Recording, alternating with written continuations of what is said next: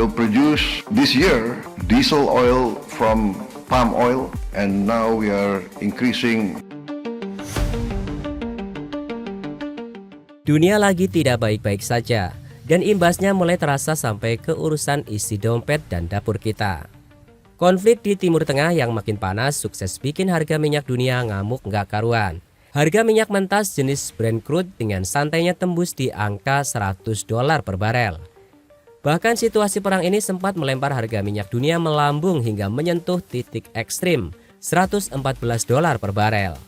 Buat negara-negara yang masih doyan impor minyak mentah seperti Indonesia, ini jelas bukan sekedar berita luar negeri biasa, melainkan alarm bahaya tingkat tinggi buat anggaran pendapatan dan belanja negara. Di tengah ancaman kelangkaan energi global dan harga yang mencekik, pemerintah Indonesia dipaksa untuk putar otak dan gerak cepat. Solusinya, melirik harta karun cair yang melimpah ruah di daratan Sumatera hingga Kalimantan, minyak kelapa sawit. Momen krisis ini seolah menjadi panggung bagi sebuah kebijakan yang disebut-sebut oleh banyak pengamat di media sosial sebagai Prabowo Masterclass. Idenya terdengar sangat ambisius namun logis. Alternatif biodiesel sawit B50 siap mengambil alih dan menjadi tameng utama jika pasokan minyak dunia semakin langka.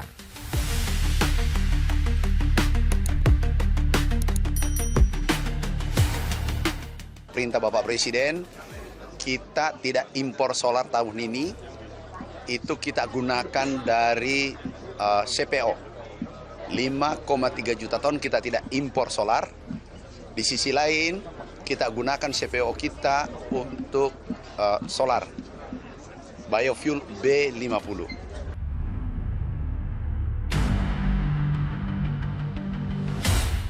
Buat kamu yang belum terlalu familiar, B50 adalah program pencampuran bahan bakar yang terdiri dari 50% biodiesel berbasis kelapa sawit dan 50% solar fosil murni. Awalnya pemerintah Indonesia berencana untuk santai sejenak dan stick alias bertahan di program B40 terlebih dahulu, sambil pelan-pelan menata industri hulu hingga hilirnya. Program B50 sendiri tadinya sempat ditunda dan hanya masuk dalam wishlist jangka panjang. Tapi eskalasi geopolitik mengubah segalanya. Sekarang pemerintah sedang memantau pergerakan harga minyak secara real time.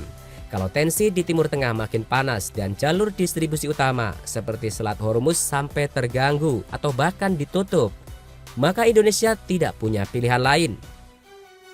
Rencana B50 yang tadinya ditunda kini dipertimbangkan kembali untuk segera digaspol. Akselerasi ini diproyeksikan bisa terjadi pada tahun 2026. Atau kalau kondisinya makin gawat, bukan hal yang mustahil program ini akan dipaksa jalan lebih cepat pada semester kedua tahun ini.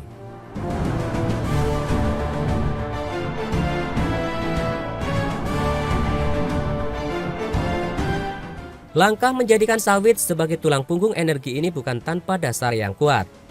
Laporan dari Reuters pun secara gamblang mengamini hal ini dengan menyatakan bahwa minyak sawit memang sangat cocok dan mumpuni untuk dijadikan alternatif biodiesel utama. Secara teknis dan keekonomian, kelapa sawit adalah tanaman penghasil minyak nabati paling efisien di dunia jika dihitung dari rasio lahan dan hasil panen.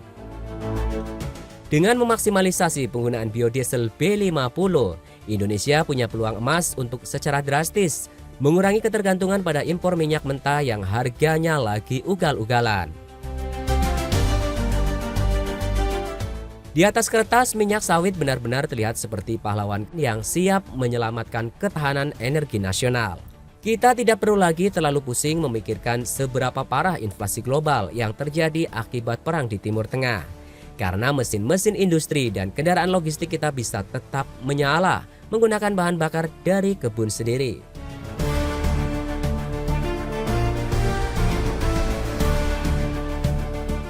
Sampai di sini narasinya terdengar sangat heroik dan sempurna.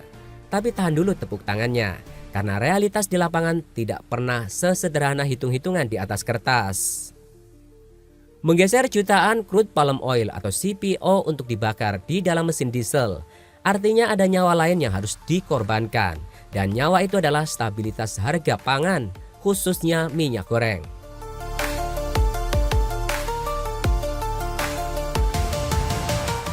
Ketika program B50 nanti resmi berjalan, demand atau permintaan terhadap minyak sawit mentah untuk kebutuhan energi akan melonjak sangat drastis.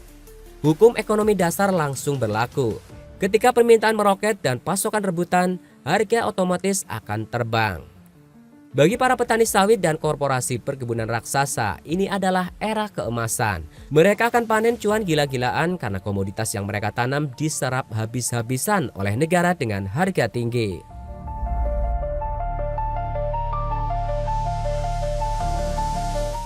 Tapi coba tanyakan hal ini kepada emak-emak yang tiap pagi harus belanja di pasar atau kepada para pelaku UMKM penjual gorengan di pinggir jalan. Naiknya permintaan sawit untuk B50 adalah mimpi buruk buat mereka. Berkurangnya alokasi CPO untuk industri pangan demi memenuhi kuota bahan bakar kendaraan akan membuat harga minyak goreng dan produk turunan sawit lainnya seperti margarin dan sabun ikut meroket tajam.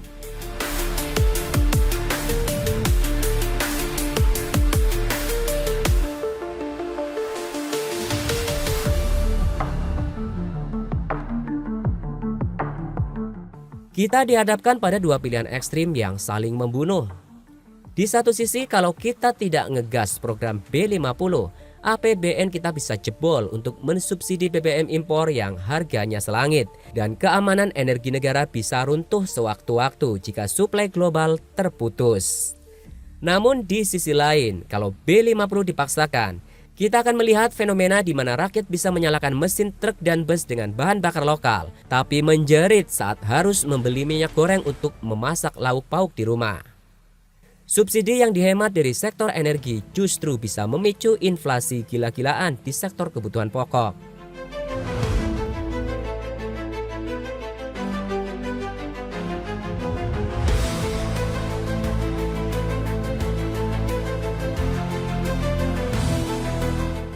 Konflik antara kepentingan perut dan kepentingan tangki bensin ini adalah sebuah benturan struktural yang tidak akan pernah punya penyelesaian yang bersih dan rapi.